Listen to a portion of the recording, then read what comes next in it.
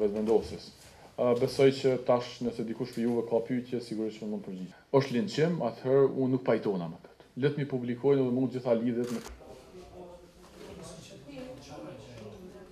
krytë krejt skemës që ne kemi paraqitur sot këtu është Kadri Veseli, dhe ana shti është personi i dytë edhe në këtë skemën tonë, po dhe në skemën e Shikut që është Elmire Qica. Në fakt, këtu vrehen 3 sektorë të rëndësishëm të policisë Kosovës që i kontrollojnë Kadri Veseli përmes zyrtarëve të tij.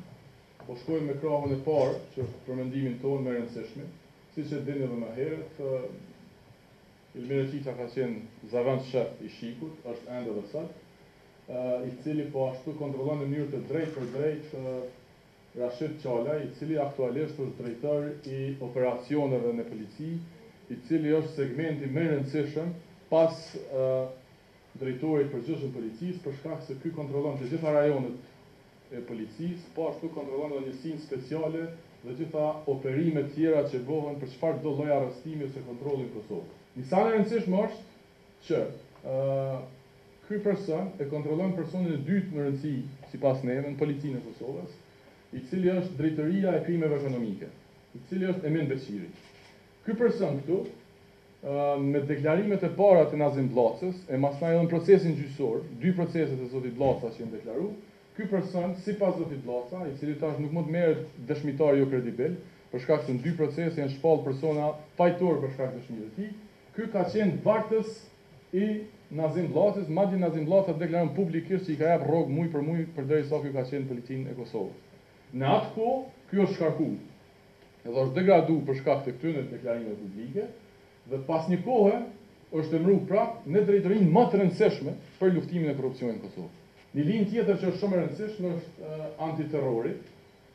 Dhe ju gjithë që keni qasje ose informata në policinë e Kosovës, mundi me pa që aty Fatos Makolli, drejtori i këtij njësiti, por realisht dhe zyrtarisht udhëheci i këtij njësiti është Luan Keka, i cili ka ardhur pasi që PDK ka marrë pushtetin nga Gjilani në Prishtinë dhe pastaj është emëruar edhe si njësi antiterror, ky është zavend drejtor, i cili është udhëheci i këtij njësiti dhe i cili përveç që ka afërsime Zenon Bajazitin që e dini, gruaja e tij ka qenë kandidate PDK-s dhe kjo linjë shkon përmes Elmir Ramadanit, i cili është njëri kryesor i Shikut në Anamaral, i cili aktualisht është këshilltar i Kadri Veselit. Ky ka qenë dikon personi i 3 ose i 4 për garancia zyrtare në Shik publike. Drejtori i përgjithshëm. Ju e dini që Shpend Maxhuni llogaritet për afërsi jashtëzakonisht madhe me PDK-n, por ajo që ne kemi kuptuar ekstra për neve ka qenë bukur shokuese, që Shpend Maxhuni nuk e ka kaluar verifikimin e sigurisë nga AFI. Pra është publike kjo. Po ne nuk e kemi kuptuar asnjëherë pse. E kemi kuptuar një fakt dytë që bëhet fjalë për shkak se dhëndri i tij, Florin Maloku, është i dënuar në Maqedoni për vjedhje të bankës, diku 8 vite nëse s'ka bëj dënim efektiv, dhe është duke vujtur dënimin atje. Por ajo që është e vërteta për te kësaj është se dhëndri i Shpend Maxhunit është një prej njerëzve kryesor të dyshuar zyrtarisht për vjedhjen e dhomës së dëshmisë në policinë e Kosovës. Ky ka lidhje me udhën. Ky ka lidhje me udhën. Ky ka lidhje me udhën. Paktën këta 3 zyrtarisht që dihet.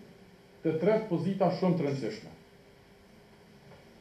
Për shenjë tjetër, ky shik, ky shik, ky shik, ky shik, ky vetë shik, ky nuk e di, po shumica e këtyre njerëzve shik. Pra elementi i parë është elementi që këta kanë lidhje me të kaluamën kriminale të Serbisë Kosovë. Elementi i dytë është që kanë lidhje pothuajse të gjithë, ose zyrtarë Shikut, ose tapërt në Shikut. Elementi i tretë është që shumica për tyre janë në afera. Se kemi brenda policisë për drejtët për politike, ju i keni deputetet, në kometet kështu si publikim. Jo, për disa shumë të kuvendit, dhe po ashtu jemi duke diskutu, do të marrë po interpelancë për kriministin, varësisht se si do të vendosin organet e drejt për drejta dhe shumë të sigurta nga brenda politikë. Kishin lidhje familjare me persona të cilët kishin punuar në siguri. Nuk ka që më kohën e rastishme kjo punë. Dhe rrjedhimisht mendoj që janë elementet